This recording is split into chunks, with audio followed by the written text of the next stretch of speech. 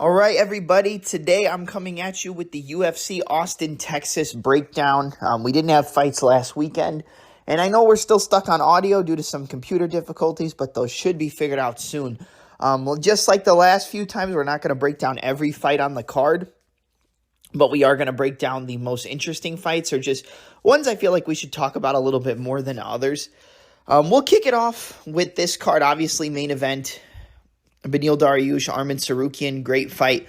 Co-main event, the short notice replacement for Dan Hooker and Jalen Turner taking on Bobby Green. You got Font versus Figueiredo, Gastelum versus Brady. A lot of really good fights on this fight night card, but we're going to kick it off with the first prelim in the women's flyweight division between the undefeated Jamie Lynn Horth taking on Veronica Macedo, 7-4-1.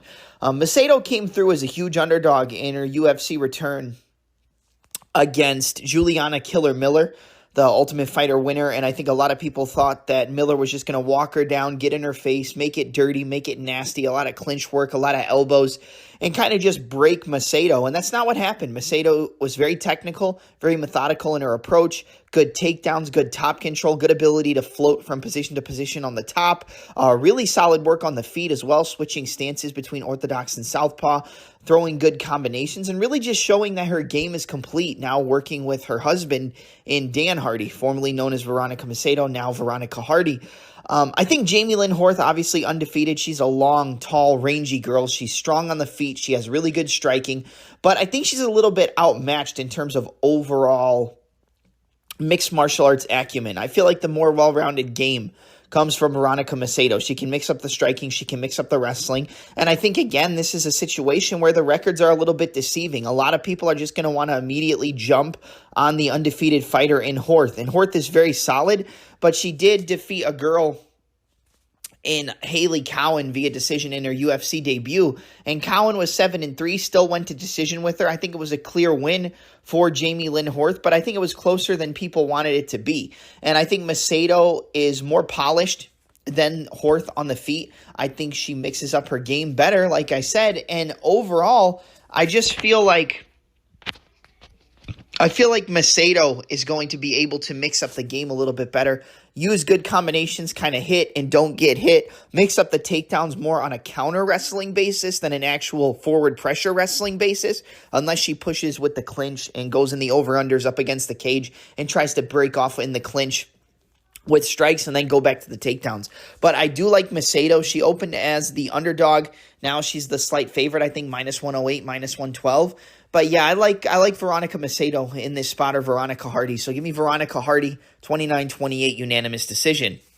We'll skip Turman versus Gooden. We'll go with the light heavyweight fight between Rodolfo Bellato, coming off the Contender Series, facing Ihor Potieria. I picked Potieria to win in the fight against Shogun. I think that was a gimme fight. I think that was an easy fight, and he got a knockout against a guy who's been knocked out more times than a lot of people in the UFC. He's a veteran. We love Shogun for his work, but that's not really an impressive win at this point against an aged and withered mummy-like version of a Shogun Rua.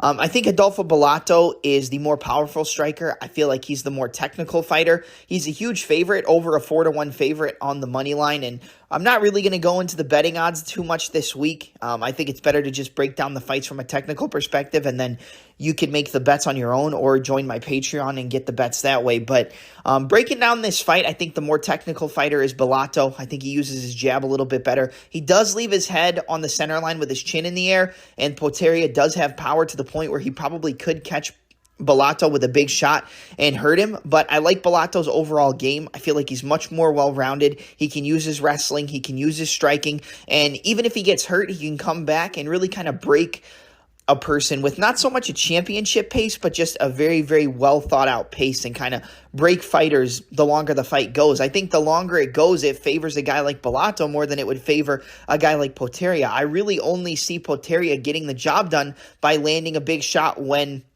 Bellato has his chin in the air and his head on the center line and getting caught. And Potieria does possess that power, but I just don't see it happening. I think Bellato's the more well-rounded guy. I think he can use wrestling. I think he can use his boxing and his kickboxing combinations better than Potieria. And I just feel like he's the much more cleaner fighter, and I feel like he's better defensively than Poteria, because both guys leave their chin on the center line, but I just feel like the more technical sharpshooter style of fighter in this matchup is going to be Bellato. And like I said, he can mix up his wrestling and, potential ground and pound and submission attempts if he needs to, if the striking isn't going his way. So I'm going to take the more well-rounded fighter here. I'm going to take Rodolfo Bellato to defeat Ihor Poteria via first-round TKO. I think he gets him out of there. I think it's a finish by KO/TKO. And yeah, give me the Contender Series fighter in Bellato.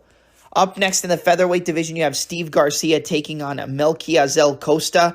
I like Costa in this spot. I know that Steve Garcia is a fighter who's been counted out in multiple fights. I mean, he was counted out heavily against Shailan Nurembeka. And I thought for sure that was a fight where Shailan was just going to run right through Garcia, catch him on the feet with a big shot, take him down and ground and pound him, and that's not what happened. Garcia was able to get that second-round KO, survive an early storm. But the thing is, he's very questionable when it comes to durability. He did also get that knockout win over Chase Hooper. You just saw Chase Hooper get that submission over Jordan Levitt in his last fight. But again, I think Chase Hooper, you can't take a whole lot of stock in a win like that against a fighter who is very questionable with his defensive ability on the feet and has a tendency to get cracked and hurt in a lot of his fights.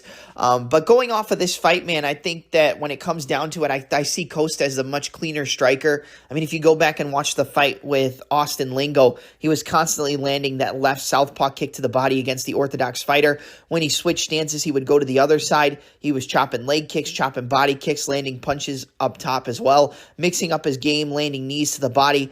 This guy's a very, very technical and methodical fighter on the feet. He's got power. His kicking game is very, very solid. It's crisp, and he has a lot of power in it. He can also grapple. He has submissions. He has the ability to get into scrambles on the floor and come out on top. I know he lost via the grappling and submission attempts of Thiago Moises, but Moises is one of the best and most well-rounded fighters in that division and really at the top of the heap in the 155-pound division. No, I think he's 145. My bad. Is it 145 or 155? Whatever division Moises is in, I think it's 45. No, it is 55, isn't it? I might be thinking of somebody else. Maybe I'm thinking of somebody else. But either way, Moises is a really solid fighter. It's lightweight. He's a 155er. So Costa did well in that fight at certain points, but just got out-wrestled, out-grappled, and eventually submitted. But like I said, Brazilian Jiu-Jitsu world champion on the side of Moises and really has that ability to find those submissions against a lot of fighters in his division. I think Costa is the side here. I would worry about the power of Garcia, but I don't think he has the power to I don't think he has the avenue to land those power shots against a fighter in Costa. He switches stances. He moves very well, comes back with good counters, keeps his hands up in the air, lands good body kicks, mixes it up with his boxing as well. I think the more well-rounded fighter here is Costa. I would worry about a potential big power shot from Garcia because he does have that one-hitter-quitter knockout power where he can stun you on the chin and hurt you, and he's a fighter who's always counted out, so you never want to put all your eggs into somebody's basket when they're going up against the mean machine, Steve Garcia. But at the end of the day, I just think Costa's the better fighter. I think he can mix it up better. I think he has more weapons. I think he's the more technical fighter, and against a fighter in Garcia who, even when he wins, gets caught on the chin and gets stunned, gets clipped, gets rocked, gets wobbled. I think Costa is also the more durable fighter along with being the more technical fighter. So I'm going to take Melquiazel Costa to get the job done here against Steve Garcia. I would worry if you're looking at it from a betting perspective, but again, just breaking it down from a technical perspective, I do see Costa as being the better fighter, but it's always possible that Garcia can land a big shot on his chin and hurt him. But I'm going to take Melquiazel Costa to get the job done. I'm actually going to go with a submission. I think he hurts him, wobbles him, jumps on him for a TKO, takes his back, and gets the rear naked choke. So give me Melquiazel Costa to get the job done against Steve Garcia via second-round rear naked choke submission.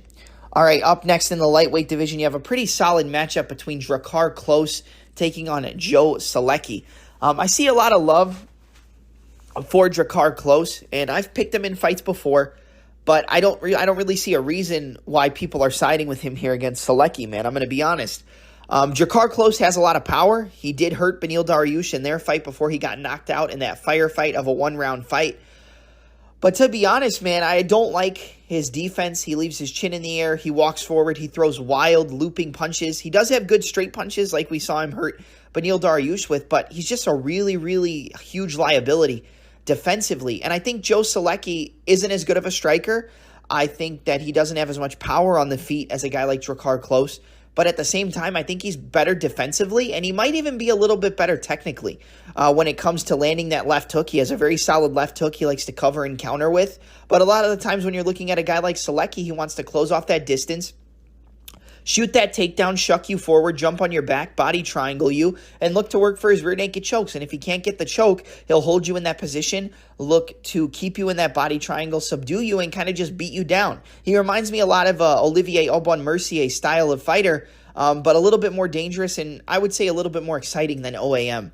But when I really break it down, I think Solecki is the guy who does have to watch out for the big power of Klose on the feet. Klose is a good wrestler. Klose is able to get good takedowns of his own. He has good top control, but I think he's a little bit outmatched with the grappling in this fight against Solecki. I think Solecki is just a more technical grappler. I think he makes less mistakes if he does go to the grappling avenues than Drakkar Klose. And this is a fight where I could even see Solecki catching Drakkar Klose on the chin and knocking him out because of how bad his defense is. I mean, Klose, like I said, leaves his chin in the air. I mean, head on the center line, overhand lefts, uppercuts, hooks, rips to the body, always forward pressure, always coming in, and that does make guys uncomfortable. That could make Solecki panic wrestle and shoot, which makes the takedowns a little bit easier to see. But at the same time, I think as an underdog, I believe he's still an underdog, and just as an overall pick, I like Solecki. I think Solecki is the more, I wouldn't necessarily say more well-rounded fighter, but I think he has the clearer path to victory than Drakkar Klose, and I think he could even beat Drakkar at his own game by catching him with that cover counter left hook, a 1-2 down the middle. The counter left hook of Joe Solecki is very, very clean, and we don't see him strike too much, but he can definitely use it. And against a fighter who's going to be pressing forward, who's going to be looking to get in his face, I think that left hook is going to be there. And I could see a TKO win or a KO from Joe Solecki because Drakkar does not have a good chin. He gets hit a lot. He gets rocked. He gets wobbled. He can come back. He's always an exciting fighter. I've picked him in the past, but I have to go with Solecki here. I think he's the fighter who makes less mistakes in the grappling, chain wrestling, and jiu-jitsu exchanges.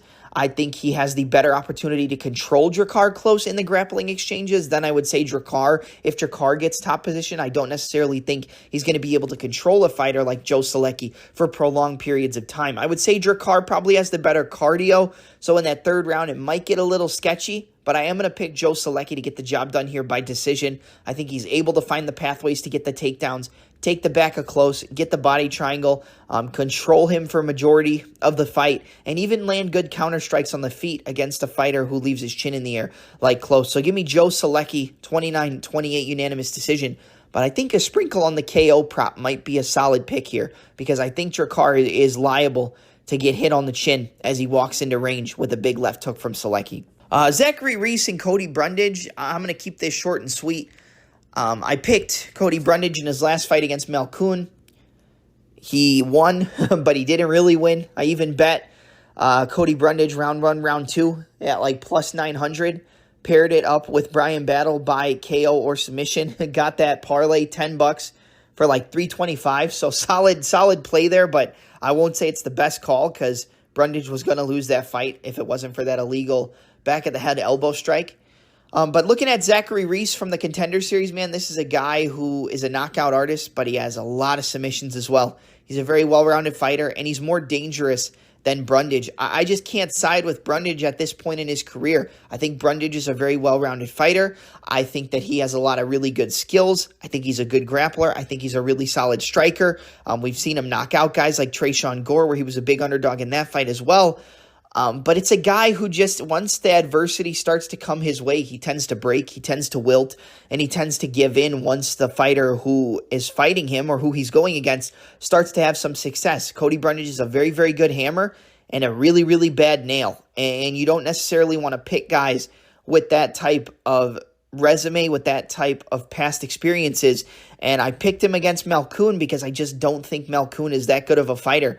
And it almost bit me in the ass until it didn't. But at the end of the day, I think Zachary Reese is the more dangerous fighter. I think he has, I wouldn't necessarily say he has more power on the feet, but I think he's a little bit more technical with his striking. He's got wrestling, he's got jiu-jitsu, and I just see him being the meaner fighter in this fight, the more physical fighter, heavy on the forward pressure, and I think he breaks Cody Brundage late in the fight. I'm going to go with Zachary Reese, second round TKO. I think he's just able to walk him down, land big shots, kind of break him ever so slightly, and then eventually just have that, tumbleweed effect where he just continues to break him and break him and break him, land bigger shots, good boxing combinations, front kicks, head kicks. I think he just kind of walks him down and breaks Cody Brundage. So I'm going to go with Zachary Reese, second round TKO. I'm going to skip Miesha Tate and Julia Avila because I didn't do tape study, and I don't want to spend a whole lot of time because I didn't really look into that fight to break it down. But we're going to move to the prelim headliner between Clay Guida and Joaquim Silva. I think the cardio advantage is definitely on the side of Guida, but that's also a fighter who has 58 fights and 38 wins, 38-20. Joaquim Silva 12-5. But in his last fight on short notice, going up against Arman Tsarukyan, he got TKO'd in round 3. But if you guys remember, Silva landed a big shot on the chin of Arman Tsarukyan and rocked him, dropped him, wobbled him. Looked like he was going to finish him off. I mean, literally was seconds away from getting him out of there. But then the grappling, the takedowns, he was just able to slow him down and really, beat him up and break him in round 3. I do think Guida has the opportunity to break a fighter like Joaquim Silva in Neto BJJ. I think he can break him the longer the fight goes if he can get that relentless pressure with the striking, the takedowns, the wrestling. I think in that third round, I think Clay Guida, round 2, round 3 submission, or Clay Guida round 2, round 3 TKO is a decent play if you're looking at the FanDuel side of things, if you're on the Guida side. But Clay Guida is a fighter that I just don't think I can side with at this point. I think Joaquim Silva is a lot more powerful. He's a lot more explosive. He has a lot better power. But late in the fight, it's going to be Guida. It's Joaquim Silva early, and it's Clay Guida late. So if you expect an early finish from anybody, you'd want to be on the side of Neto BJJ and Silva, landing a big left hook, landing a big right hand, big kicks, big knees. I mean, this guy has a lot of power, and I do think he cracks the chin of Clay Guida. But if he can't crack the chin and he starts to slow down, then the forward pressure, the takedowns, the wrestling, pushing Neto BJJ Silva up against the cage, looking for takedowns, getting in the top mount, landing ground and pound and submissions, then I think that Guida wins the fight late. But I'm going to pick Joaquim Silva. I just think he has more left in the tank. He did drop Arman Tsarukyan. I think he can crack the chin of Clay Guida. I'm going to go with Joaquim Silva via a second-round TKO. I could see it in the first round as well. I'll go with first round, actually. I'll go Silva, first round TKO. I think he cracks the chin of Guida, drops him, jumps on him, and gets him out of there. But when it gets into that midpoint, past the midpoint of the second round and into the third, if Guida's still there and he's starting to push forward, starting to land his combination, starting to back up Silva, and you see Silva take some big, deep breaths, I think Guida's live for a round 2, late round 2, or a round 3 finish in this fight. So like I said, if you're on Guida, I would take Guida round 2, round 3, but I think Silva's going to be the side here. I think he lands a big shot on the chin of Guida early, stuns him, and puts him out because he's very explosive. And you saw that in the Arman Tsarukyan fight. Let's go to the next fight up. We'll move to the main card. Started off in the middleweight division between Punahele Soriano and Dustin Stoltzfus. I'm going to keep this short and sweet. This is a get-right spot for Punahele. He's going to walk forward. He's going to land a big shot on the chin of Dustin Stoltzfus. And he's going to knock him out in the first round. I know that he's a good grappler. I know he has good wrestling, good ability to, find the back, look for submissions. And I know Punahele isn't the best grappler. He did get out-grappled by Nick Maximov in the UFC. He has gotten taken down and out-wrestled. He got out-struck by Roman Kopylov. That was something I didn't expect. And, but I think this is a fight where Punahele is going to be the much better striker. He's going to have a lot more power. And he's going to find that chin of Stoltzfus early. I think it's a first-round finish for Punahele Soriano by TKO. I would take Punahele round 1 KO in this spot if you're looking at it from a betting side. I think even minus 280 or minus 260, minus 270 around there. Like the line right now is pretty generous. When it gets to minus 350 and over, then I wouldn't say to parlay him at all. But I think anything under minus 300 for Punahele at this point is a very solid pick and a parlay piece that's going to be solid because Punahele, very solid southpaw striker, beautiful straight left hand, beautiful right hook, good 1-2s down the center, good uppercuts, good kicks. He just kind of sometimes can overexert himself and then get tired the longer the fight goes. And he is there to get hit, but I don't think that's something he has to worry about against Stoltzfus. Stoltzfus is going to be looking to take him down, wear him out, take his back, look for a submission. I don't think he gets that. I think Punahele walks him down, lands a big straight left on his chin, jumps on him, and gets him first-round TKO. I'm going to go Punahele Soriano first-round knockout. Up next in the welterweight division, a fight that I'm very excited to talk about between the returning Sean Brady, who's coming off that loss via TKO to Bilal Muhammad back at UFC 280, comes in 15-1, taking on Kelvin Gastelum, who comes in with a record of 18 victories, 8 defeats, and 1 no contest.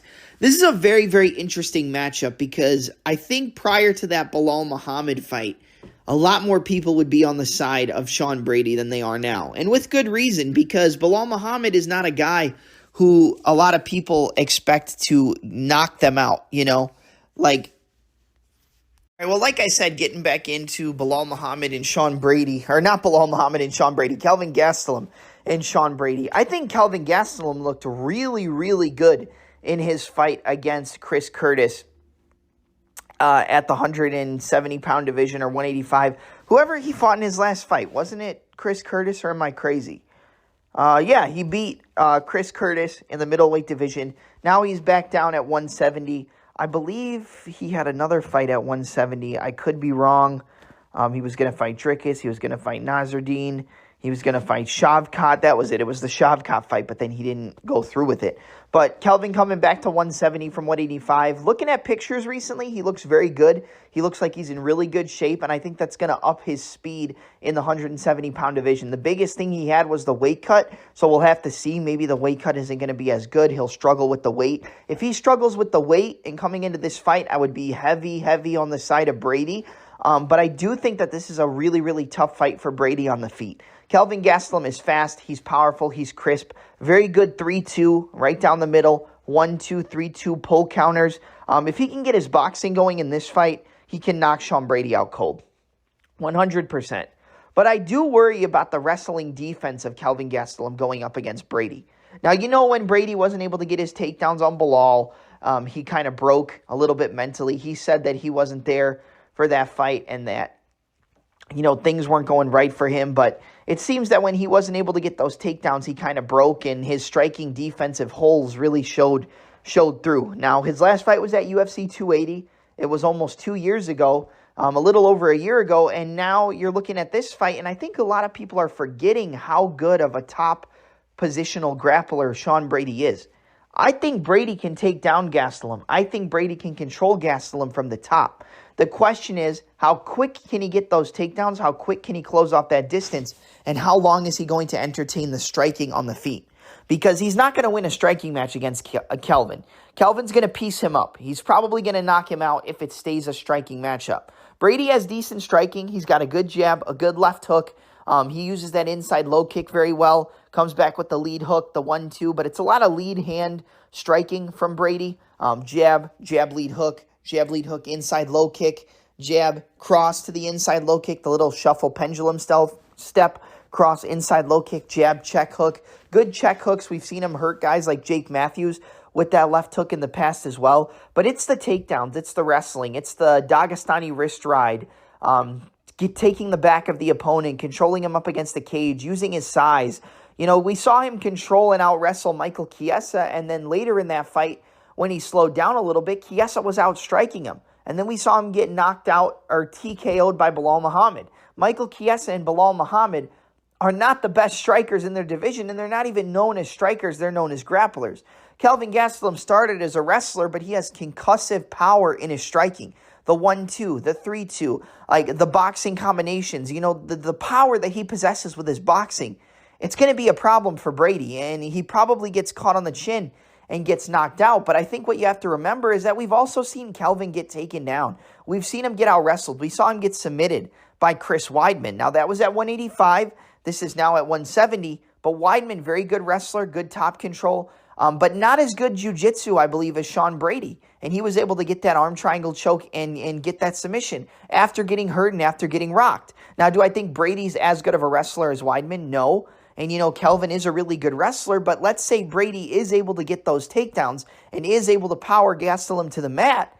There's nothing stopping me from thinking that Sean Brady can submit a guy like Kelvin Gastelum.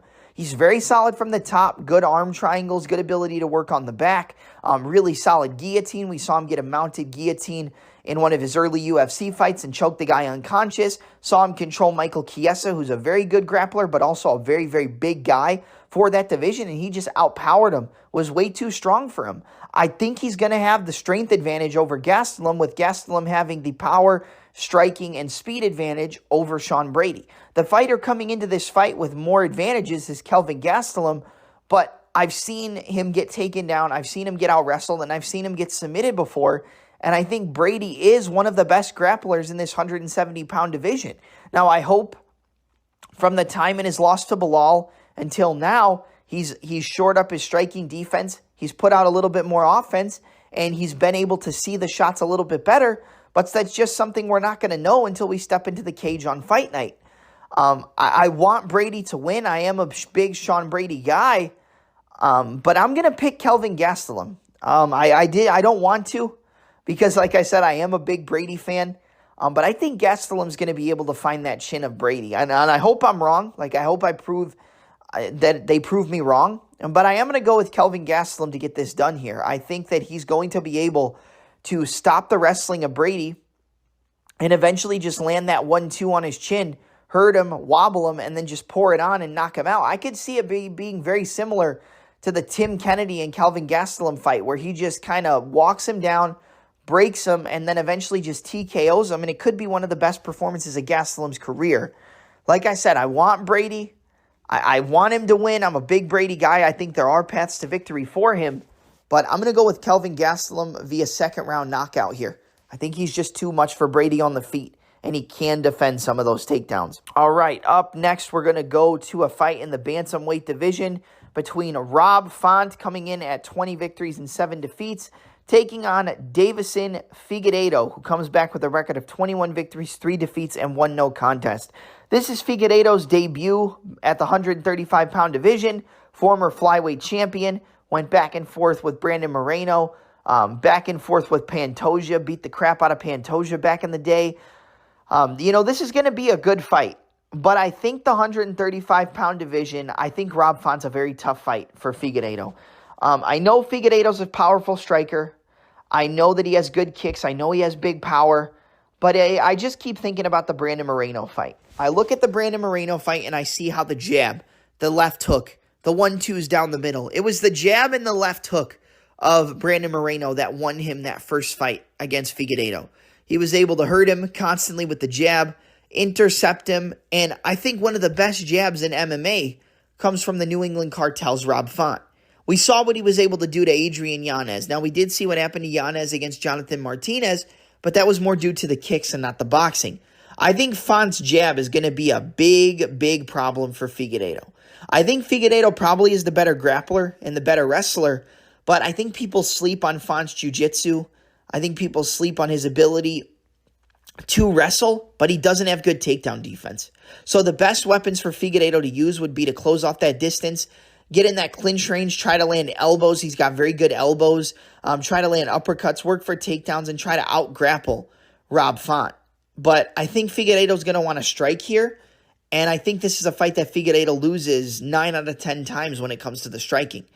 Figueiredo might be a little bit more powerful when it comes to the eye test, but the jab, the 1-2, the left hook, the rear uppercut, the head kicks of Rob Font, that front kick to the 1-2, finishing off the combinations with the hook. I think Rob Font is a lot cleaner than Figueiredo on the feet.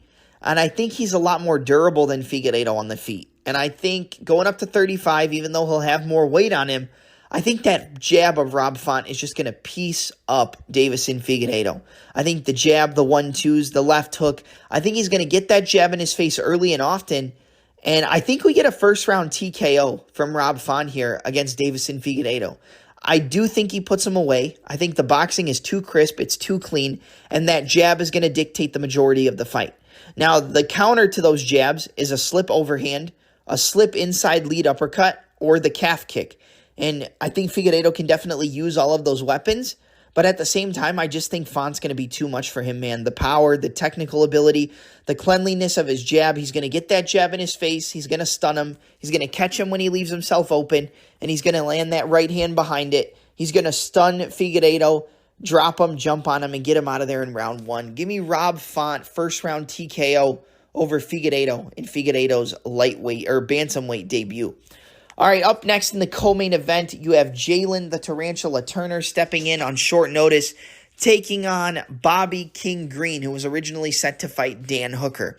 This is a very, very good fight, but the one thing you have to worry about in this fight is going to be the fact that Jalen Turner stepping in on short notice, about 2 weeks, 2.5 weeks, and he's got to make weight. Turner's a big lightweight. Turner wasn't getting ready for a fight. I think he might come in and he might miss weight. And I think a lot of him getting ready for this fight is just focusing on him getting the weight down and trying to make weight for this fight. I think we're going to see Turner make the weight, but he's going to be very depleted. And I think he's only live in the first round, round and a half. I think after the first round and a half, this is Bobby Green's fight. And I know Bobby Green's like a plus 200 underdog. And I don't understand those odds. Turner's big, he's long, he's tall, he's dangerous. He has good kicks, good 1-2s. We've seen him hurt people on the feet with his striking. He uses his jab, 1-2, the right hook, the left hook. He has a very good uppercut as well. He lands good kicks to the body, good head kicks. He's a lot longer, taller than Bobby Green. But I think the style of Bobby Green is going to give Turner some trouble. I think that Bobby Green's going to be a lot faster than Jalen Turner. I think he's going to be a little bit awkward to the point where Turner might not be able to find his openings. And I think that coming in on short notice, the longer this fight goes, it's going to favor Bobby Green. Green picks up as the fights go, but he also got a first-round TKO over Grant Dawson in a fight where people expected him to just get taken down and mauled, including myself. I thought Dawson was going to finish it in round 3 or round 4. Bobby Green came in, landed a big straight left on his chin, dropped him and knocked him out in the first round. That was a big statement win for Bobby Green. And I think Bobby Green can beat a guy like Jalen Turner. He's got the more physical advantages. He's taller, he's longer, he's rangier, he has more power. He's a more well-rounded fighter with using his kicks. He's got jiu-jitsu. But I think Bobby Green can win this one, man. I think Turner coming in on short notice, it's not going to be the best version of himself. I think the jab of Bobby Green, the 1-2s, the speed of the combinations, we've seen he has power. I think he can hurt Jalen Turner. I mean, look at that fight with Dan Hooker. He hurt him, early in the fight, couldn't get the finish, and then kind of broke down the stretch, slowed down, and eventually got beat by decision. But Turner is live in round 1 for a TKO or a submission. I think he is powerful enough, and he is technical enough to catch Bobby Green and hurt him. But when we go into that second round, we go into that third round, that's where I think Bobby Green wins this fight. I think he wins it down the stretch. I think he's live for a third-round TKO. I think the speed, the power, the awkwardness of his style, it's going to give Turner some trouble.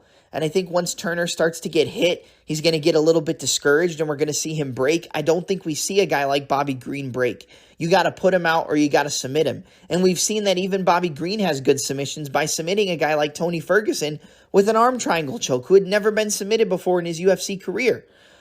So Bobby Green has grappling, he has striking, he's going to be faster on the feet, he's going to have the better boxing, he's going to use his jab better, he's got more time to prepare for this fight, Turner's coming in on short notice, he's going to be focused on the weight cut more than he is, I think, the performance in the fight, and I know he's coming in off 2 back-to-back losses over Dan Hooker and Mateus Gamrot, and you don't want to see a fighter drop 3 in a row, so I think a lot of people are expecting that Turner's just not going to drop a third fight, and that he's going to win because he's not going to drop 3 fights in a row. I'm not even thinking about that. I'm thinking about him coming in on short notice, not being ready to put in, the full pace and push the pace.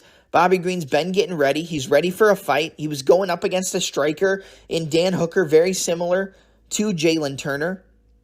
Turner didn't get ready for any fights. He wasn't in training camp. I think Bobby Green gets this done by decision. I'm going to go Bobby Green, 29-28 unanimous decision. But I could see a third-round TKO and him just breaking him down the stretch like he did to Nasrat Haqparast. Getting in his face, picking him apart, landing volume, landing boxing combinations, really feeling himself and getting a late third-round TKO. But I'm going to go with Bobby King Green, 29-28 unanimous decision. But I would not be surprised if he pulled off another TKO here. But I'm actually surprised at the amount of love on the side of Turner coming in on short notice. All right, and then going into the main event of UFC Austin, looking at Beneil Dariush taking on Arman Tsarukyan. I'm going to be honest, man. I just really think that Beneil is being heavily overlooked here. I think that Arman Tsarukyan is a solid fighter. He's got a very good jab, a good, lead left hook. He uses that lead left head kick very well. He'll even open up fights with the lead left head kick. And he uses his kicks to kind of, like almost as a pulley effect to kind of move him into range to shoot a takedown. So he'll throw a kick and then he'll shoot. And you saw in fights with Damir Ismagulov that he has good wrestling. He gets takedowns. Once he gets you on the floor, he looks to get to your back, body triangle you, kind of similar to a Joe Solecki style of game plan, but he's a little bit more dangerous on the feet. He's got good power in his striking, but he's not the best defensively. I think the more technical fighter overall in terms of the striking is Beneil Dariush. I think he has better ability to land that left kick to the body. I think he's a little bit better defensively. Like, he gets hit a lot too. Both of these guys are defensive liabilities. It's just, I think people think that Tsarukyan's better defensively because he uses his takedowns and cage control and the over-unders and the double under clinches, pushing the opponent up against the cage and kind of slows them down and makes people think that he's really good at defending strikes. But when strikes are coming at him, he still gets hit. And I think the more powerful fighter in this fight is Beneil Dariush. I think that Dariush is less durable at this point than Tsarukyan. We've seen Tsarukyan get cracked in the Joaquim Silva fight that I mentioned earlier by Neto BJJ. He got cracked, got hurt, almost got finished, and then came back and got a TKO in the third round of that fight. So we've seen he can come back from adversity. But to be honest, like, he's a very solid kicker. He has decent striking. But a lot of the times the most success comes from the wrestling and grappling in his fights. And he had trouble against Mateusz Gamrot in getting taken down, getting out-wrestled, getting grappled. I think that over 5 rounds, Beneil Dariush is going to have the gas tank to push in those championship rounds, in round 4 and round 5. And he was able to out-grapple Mateusz Gamrot at certain aspects, get reversals, get into the top position, drop Gamrot. Gamrot's one of the best grapplers in the lightweight division, and Beneil Dariush was able to hang with him. I think that Beneil Dariush is the better overall technical grappler than a fighter like Arman Tsarukyan. I think Tsarukyan is so used to being able to dominate fighters once it hits the mat. I don't really think he's going to be able to do that to a guy like Dariush, who's been in there with the best of the best. And if it stays on the feet, I think Beneil lands the cleaner shots. I just worry about the durability because Arman does have decent power in that lead left kick. He could throw that lead left head kick and maybe crack Dariush. He could throw a big left hook or a big straight punch and hurt Dariush because we've seen him get hurt. We've seen him get dropped. We've seen him get knocked out before. So I think the biggest question you have on the side of Beneil Dariush is his durability and can he take the power of Tsarukyan? Or on the side of Beneil Dariush, I think he's the more well-rounded fighter. He has the more championship experience or like higher level competition experience. I think that he mixes up his game better than Arman Tsarukyan. I think he's going to be the better technical grappler in this fight. I don't think we're going to see a scenario where Dariush gets controlled by Tsarukyan on the floor. I think if anything, it would be Beneil finding the better positions and controlling Tsarukyan. I think he also has the better cardio in Beneil Dariush. I think he has the better cardio to push the 5 rounds. And I think at an over 2-1 underdog, regardless of the odds, I think Beneil Dariush gets this one done here. Like, could he get knocked out? Yes. Could he get finished? Of course. I think it's definitely possible that Beneil gets finished by Tsarukyan. Like, he does have durability issues where we've seen him get cracked and get hurt before. But at the same time, I think he's the better fighter in this matchup. I think people have kind of been riding Arman Tsarukyan and saying that he's like the best of the best and the best guy in this division because of that Islam Makhachev fight. And look, that was a great performance from him. It was a very good performance, but he showed some questionable decision-making and, some questionable things in other fights to the point where I think maybe they overhype Tsarukyan a little bit, and I think Beneil Dariush is underappreciated and undervalued. I think this is a case of Beneil being underappreciated and undervalued, and a case of Arman Tsarukyan being overvalued and overhyped in certain aspects. I'm going to go with Beneil Dariush to get the job done by decision. I think he wins those championship rounds.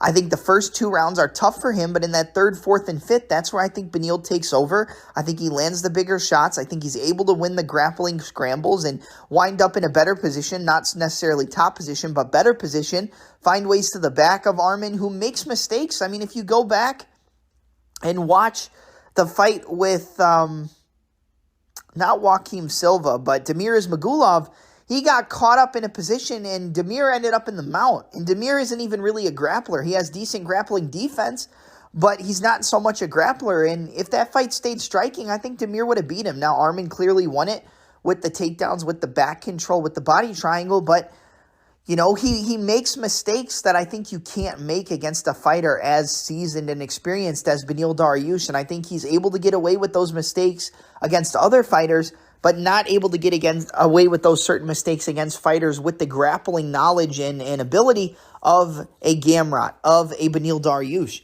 And I think Beneil gets it done. So give me Beneil Dariush to defeat Arman Tsarukyan, 48-47 unanimous decision. I like Beneil in this spot. I really do. I like him more than I like Arman.